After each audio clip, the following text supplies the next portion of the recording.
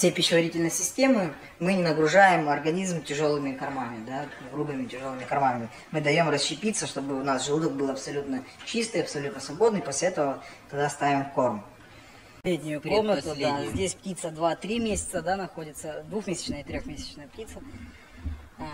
После этого она уже переезжает, так скажем, я вам говорил ранее, второй корпус, да, мы туда пойдем, я покажу.